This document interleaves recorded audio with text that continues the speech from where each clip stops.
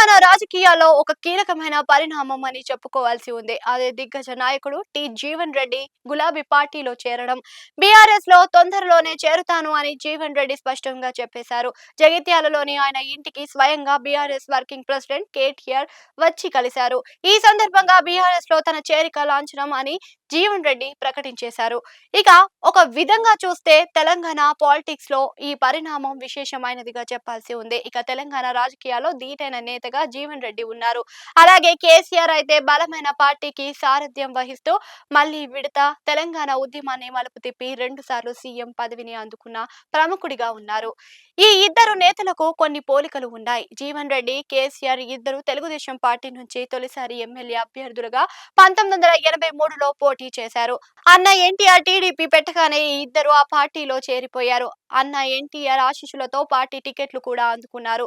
జగిత్యాల నుంచి జీవన్ రెడ్డి పోటీ చేసి గెలిస్తే సిద్దిపేట నుంచి కేసీఆర్ పోటీ చేసి తొలి ప్రయత్నంలోనే ఓటమి చెందారు.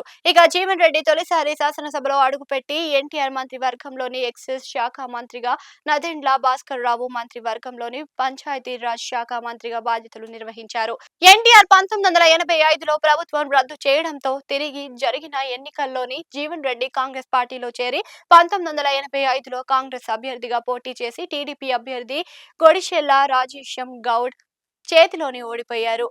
ఆ తరువాత అదే కాంగ్రెస్ నుంచి మరో 5 సార్లు జగిత్యాల ఎమ్మెల్యేగా గెలిచి మంత్రిగా అనేక శాఖలను నిర్వహించారు. ఇక మరో రాజకీయ ముచ్చట కూడా ఉంది. కరీంనగర్ లోక్సభకు 2006లో జరిగిన ఉప ఎన్నికల్లో కేసీఆర్ మీద అప్పటి వైఎస్ఆర్ మంత్రివర్గంలో మంత్రిగా ఉన్న జీవన్ రెడ్డి పోటీ చేసి ఓటమి పాలు అయ్యారు. ఆయన ఆ రోజుల్లో డి అంటే ఢీ కొడుతూ టీఆర్ఎస్ మీద దూకుడుగా రాజకీయం చేసేవారు. వైఎస్ఆర్ సైతం ఆయన్ని ఎంతగానో ప్రోత్సహించేవారు. అయితే ఇప్పుడు అదే జీవన్ రెడ్డి కేసీఆర్ పార్టీలో చేరడం రాజకీయ విశేషంగా చెప్పుకోవాలి. కేసీఆర్ పార్టీలో సీనియర్ మోస్ట్ లీడర్లు బహు తక్కువ అని చెప్పాలి. కేసీఆర్ కంటే ముందే ఎమ్మెల్యేలు అయ్యి మంత్రి పదవులు నిర్వహించి ఒకనాడు ఆయనకు ప్రత్యర్థిగా ఎన్నికల్లో ఢీ కొట్టిన జీవన్ రెడ్డి అదే బీఆర్ఎస్ లో చేరడం మాత్రం రాజకీయంగా అనూహ్య పరిణామంగానే చూడాలి. అయితే రాజకీయాల్లో ఎప్పుడేమి జరుగుతుందో ఎవ్వరికీ తెలియదు. ఇప్పుడు ప్రత్యర్థులు తప్ప శత్రువులు ఎవరు ఉండరు.